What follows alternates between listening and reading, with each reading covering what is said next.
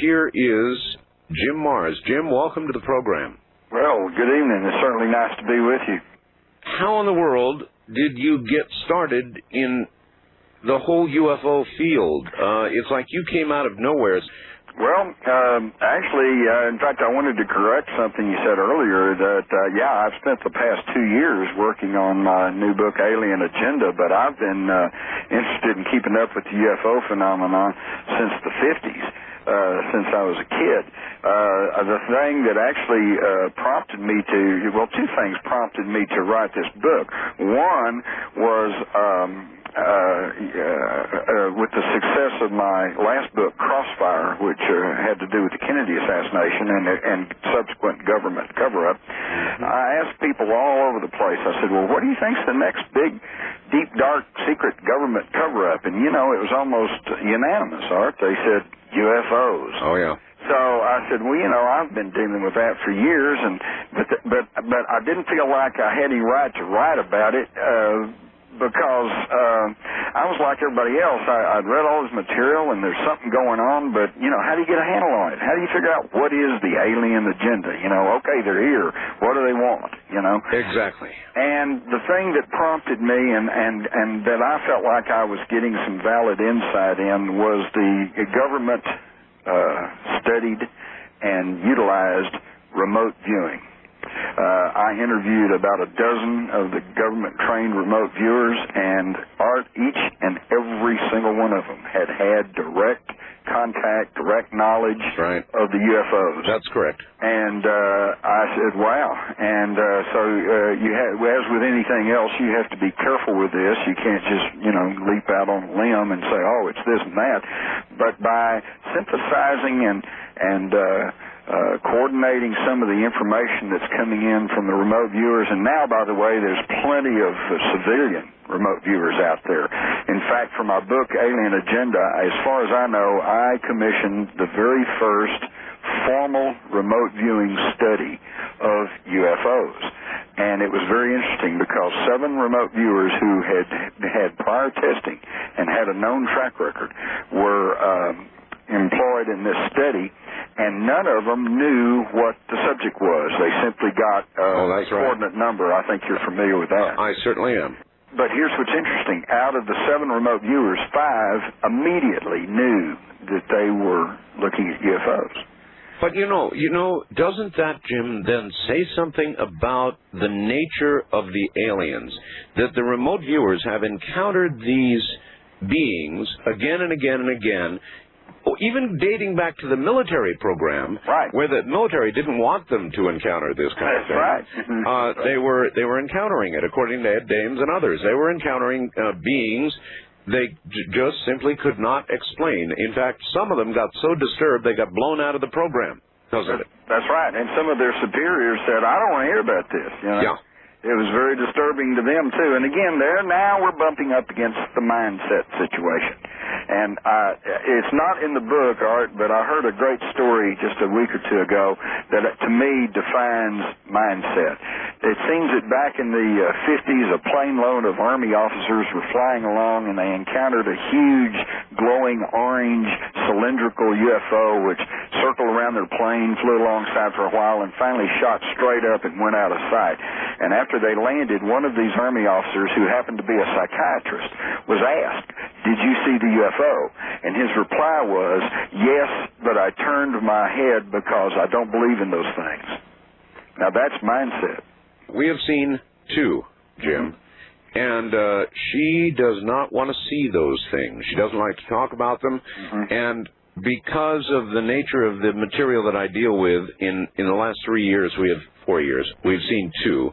And I made her come on the air both times, reluctantly, to back me up. well, let me ask you, is it because she fears public ridicule, or is it because she just fears the implications of the whole thing? The latter. She's a Catholic. She is probably unsure of their origin and agenda, and by the way, so am I. Now, well, so am I. I don't claim to have the hard and fast, 100% sure answers. Let's go back to the remote viewers for a second. They deal in a kind of a strange realm, remote Right. viewers, and so does that say that the aliens are in that same realm, or what does it say about the aliens, that they're not only sometimes in the same physical realm that we're in? I think you're touching on it there, and I think this is one of the things that helps explain the maddening lack of physical evidence, is that according to just about all accounts, not only the remote viewers, but the abductees and the contactees and on like that, they operate, we're on this one three-dimensional material plane. They seem to operate on other planes and perhaps other times, and that's what allows them to kind of slip in and out of our reality. And it's something that I think science, particularly quantum physics, could probably come up with some sort of substantiation, some sort of theory as to how that all could happen. We're beginning to get into that ourselves in science, but right now it's just a little bit ahead of us, a little bit futuristic for us, and that's what's causing a lot of the problem. You came into all this as a journalist, skeptical, hopefully impartial, and people will ask me this question all the time, so I'll ask you. It's on your little sheet here. Do you now believe in aliens and UFOs? Okay, I started off skeptical, and now I would have to classify myself as a skeptical believer, because here I will say this: UFOs, the controversy over the reality of UFOs is over and done with. Okay, just forget that. They're real. They're here. They represent materials, objects. This is nothing new. This was the official position of the United States government prior to 1947. They said, yeah, there's something flying in the air. They're real.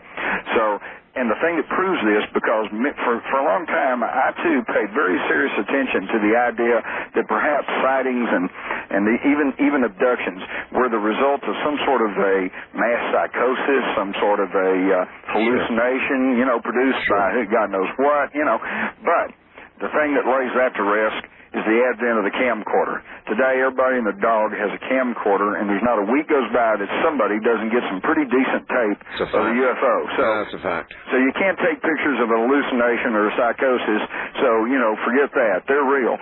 Now we're to the question of, okay, who are they and where they want? And this, I will freely admit, gets into some pretty speculative areas. But looking over the past history, looking over the information that is now available, looking into our past, and looking at the overwhelming evidence that points to advanced technology in man's prehistory and such things as that.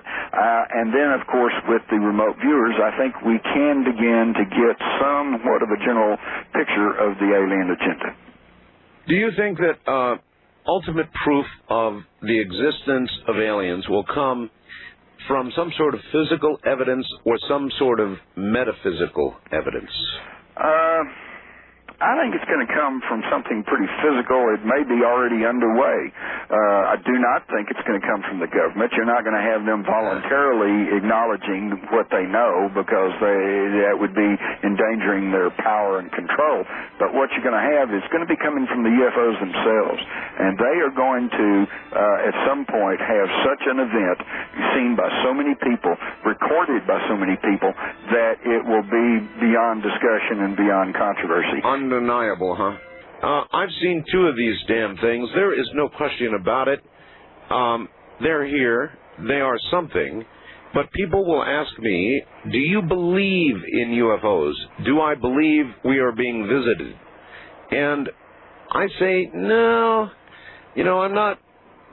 I wouldn't say I believe, because that implies a leap of faith. Yeah, right. And I'm not ready to leap yet, but I'm very interested, and I do believe there is something here. So my question is, your book title, Alien Agenda. Right. Do you think you know what the hell they want? Well, here's the problem.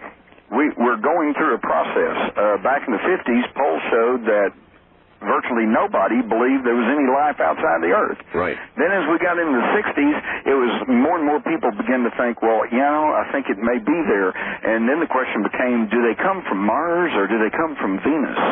Well, now we're a little more progressed now, a little more knowledgeable, and now the question is, do they come from the Pleiades or Zeta Reticuli 5, And the thing is, I think we're slowly but surely coming to the truth of the matter, which is the answer is yes, all of the above. I think there's an entire universe of life out there. This is what the remote viewers indicate. Yes. And I think that to try to ascribe one motive or one agenda to all of these various species and all of this different varieties of life would be the same as asking a primitive Fiji Islander, what is the agenda of those people passing over your head on those trans-Pacific 747s? You can't answer it. You can't answer it. Okay, I wrote a book, you probably know. It's called The Quickening. And I am fairly convinced, Jim, that we are really screwing up our planet. No question about it. Now, one possible motivation that I've considered with regard to what they're doing, when you look at animal mutilations, that sort of thing, I think they're monitoring us ecologically, that is a distinct possibility, that they see that we're headed downhill fast, and these reproductive organ removals and blah, blah, blah, these are things that would allow study of the ecological state of Earth. I think you're absolutely right. In fact, I'm not sure if you're aware of this, but I point out in my book Alien Agenda that a animal geneticist at Texas A&M discovered that humans share many of their cows are almost a perfect match with chromosomes for the humans. That's the closest in animal kingdom. I think it's 23 chromosomes or something like that, and it's the closest to humans that you can get. Plus, you know what they say, you are what you eat, and so many of us are, we're surviving on Big Macs and on like that. So obviously there'd be a hue and a cry if there were mutilated humans found all over the place. But when it's mutilated cows, it's just kind of a sub-controversy. Well, Linda Moulton Howe, who's on my Dreamland program every Sunday, has been a very, very serious investigator into this phenomenon, whatever it is, and it is painfully real. She's got a couple of books out with photographs that are undeniable. People don't like to look at that kind of stuff, but the fact is, it's occurring, and it was occurring with precision cutting years ago, before we had the ability to precision cut in the ways we do now, but not then. That's true. That's true. In fact, that's one of the areas that I began really working hard as a newspaper reporter here in Texas, was back in the 70s with the cattle mutilations. And I chased that story every which way. In fact, it was attended the first and only cattle mutilation conference out in New Mexico, where the feds pretty much muzzled everybody and said, no, just sit down, be quiet, and everybody kind of did. But I talked to ranchers and law enforcement people and conservationists out in the hallways, and they had some incredible stories, such as the 30-year veteran rancher who said they're telling us these are just the work of predators. He said, but how can a predator pull a cow's heart out through a half-inch hole in its neck? Yeah. Wow. And things like that. So, yeah, and I might point out, as you well know, but I'm not sure your listeners realize, cattle mutilations and the crop circles and the abductions, these things are not just some wild story from the past. These things are going on right now, today. They are still going on. And this is my big gripe, my big soapbox, is that where is the so-called news media? They are not publicizing what's going on. There are so many crop circles. Last year I tried to document each crop circle on my website as it came along. This year there are so many that I'm leaving it to the websites that specialize in crop circles. There are so many. You can't handle it. I can't handle it. That's right. Now, What do you make of crop circles? Fractal messages? What? Well, in my book, I cite a remote viewing study of crop circles, and it's pretty interesting. Here's some food for thought. Yes, they're messages, but the reason we can't read them is because they're not for us. They are transitory messages left as guideposts for UFOs and people traveling through perhaps other dimensions, other times. And when they pop into our particular plane of existence and they can see the guidepost that says turn left or keep going or you're okay or stop here, do not enter or whatever, then they know what to do and they move on. And then within months, that particular sign is, when the crop dies or is harvested, then it's gone away and there's no danger of a paradox being created. Wow. Isn't that an interesting thought? Yes, it is. There's one other possibility, and that is that whoever this is not coming from another place, but another time. Exactly. You think? Exactly. Do you believe that to be possible? Art, at this point, knowing what I know and having lived my life, I'm willing to think most anything's possible. Do you think Roswell is the best documented incident we've got? Well, it may not be the best documented. I covered pretty extensively in my book, Alien Agenda. I covered the Bentwaters case over in England, which was pretty well documented. I mean, here's official reports, tape recordings, et cetera, But I will say this about Roswell. I think Roswell is the most popular focus right now for the whole thing, and I think with very good reason. I was kind of amazed since Alien Agenda is kind of a broad overview of the whole thing, and I was looking at it from that standpoint. I'm not going to tell you anything you probably already are aware of, but have you considered placing Roswell in the context of the times? In other words, prior to July 1947, the official U.S. government position towards UFOs was pretty open. They said, there's something up there, it's real, it's flying around.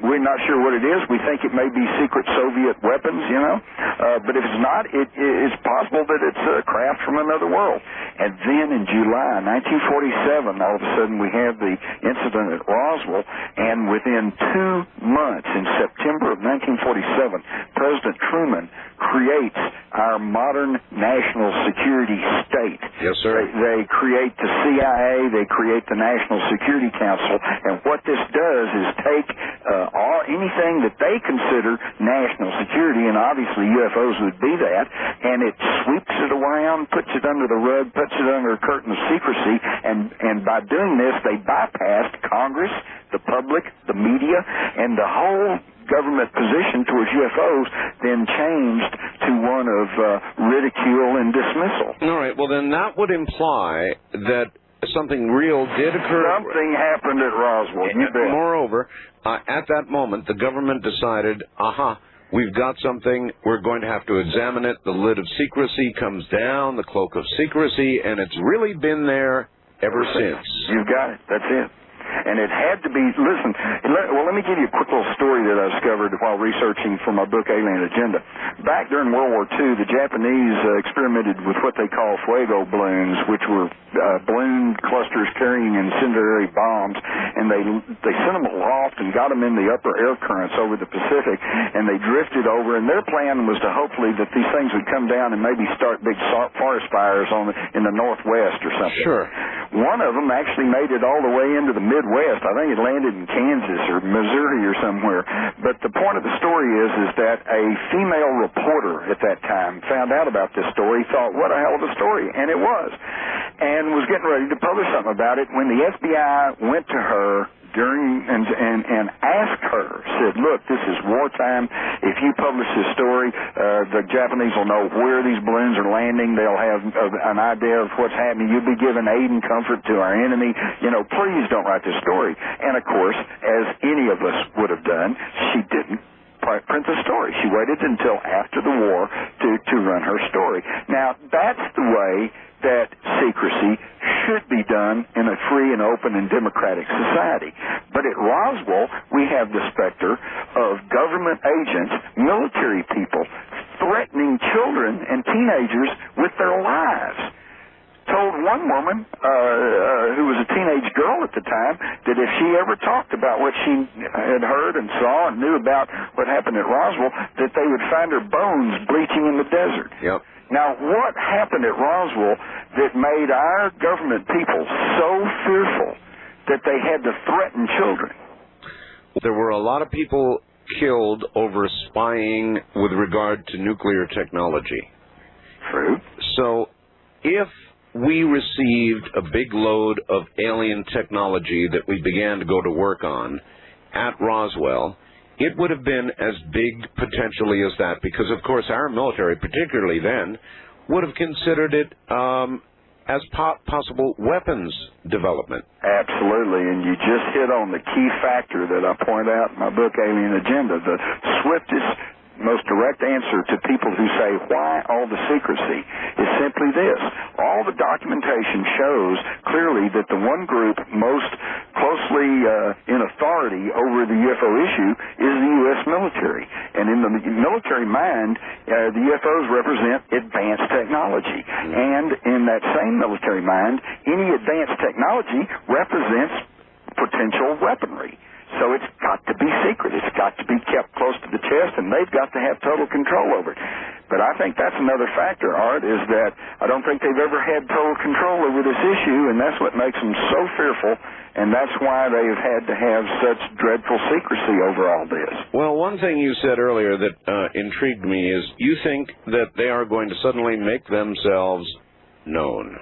In their own time and when it pleases them. And frankly, I'm not sure we're ready for it yet. In fact, I think one of the best answers I heard that I quoted in Alien Agenda is one of the abductees asked her captor, said, why don't you just land and say, here we are, and let's be friends? And she was told, you are not ready. If we landed, half the people would bow down and worship us, the other half would try to kill us. And I think that's just about as right. dead-on statement as I can think of. Mm-hmm. If we face a crisis, Jim, environmental or otherwise, do you think they would step in? No, I really don't. But I know there's a lot of people out there who kind of are secretly and sometimes not so secretly thinking that our space brothers are going to land and save our bacon here, Yeah. And I'm here to tell you, I don't think that's going to happen, okay? I don't either. And I'll tell you why, because these people are more advanced than us, not only technology-wise, but also sociologically or even perhaps spiritually. And they understand that, for a species to evolve correctly and take the normal path that God has provided for them, that you can't step in and interfere with them. They have to make their own decisions. It's just like children. You don't do a child any favor by making all his decisions for him. Well, I'll tell you, I'm out here in the middle of the desert. As a matter of fact, Jim, I'm right next to Area 51. Are they packing up? Well, what I'm suggesting here is, in the desert, there are a lot of ecologically protected areas, and right. Desert tortoises are particularly protected. So if you want to develop on a piece of desert or land out here, and you have desert tortoises, you've got big trouble. And I wonder if the aliens don't regard Earth as a fairly hospitable, nice planet, but with seemingly intelligent creatures on it, and until we leave, like the desert tortoises, they're not going to develop. I think that's a fair analogy. I think that may be true, and I think that there are some of these species that are interacting with Earth that would kind of like to have a nice place like this. But I think that they mostly out of self-control and out of a sophisticated and mature theology, I think they know better than to try to just come take it from us. And this may be a good point to point out here, which I'm sure you're aware of, and hopefully most of your audience. I can say with some assurity right now that I don't think their agenda involves anything that's overtly hostile, simply because if they wanted to come and invade the earth a la Independence Day, sure, they would have done that back about World War II when all they had to do was face propeller-driven airplanes. And they wouldn't have waited till now, till we've got nuclear weapons and space platforms and laser technology. that presumes that they're not so far ahead of us that they could not push a single button and simply eradicate all life and take the planet. Right. But the point is, Art, is that, yeah, they may be to that point, but if they are, they haven't done it, so, you know, we're okay so far. So far, so good. You mentioned Phoenix.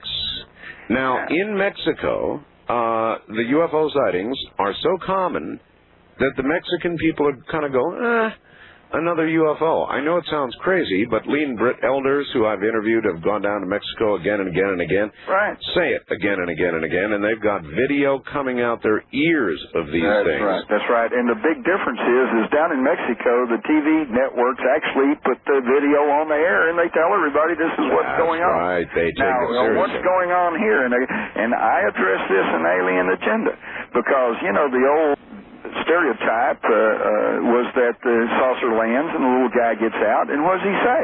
He says, "Take me to your leader." Well, who's our leader? Who speaks for Earth? We don't really have anybody who speaks for Earth, and that's another point too. I don't think any extraterrestrial species is going to sit down and try to deal face to face with the human race until we have a spokesman, until there's somebody who speaks for us. You know, you've got a very good point there. I'm sitting here trying to think about that now. Who does speak for Earth? Nobody. But there are people who control the global economy. Okay? Now, these are the people who have more than just a little bit of pull within national governments, including our own. Now, these could be the people, I call them the New World Order boys. So maybe they'd land and go into a CFR meeting? Yeah. Yeah, something like that. But do these people want to deal with that? No, because they owe their power and their wealth to their monopolies on energy, transportation, medicine. Absolutely. And they don't want anybody. And now you're to the real hub of the secrecy. All right, Jim, you've been a real trooper.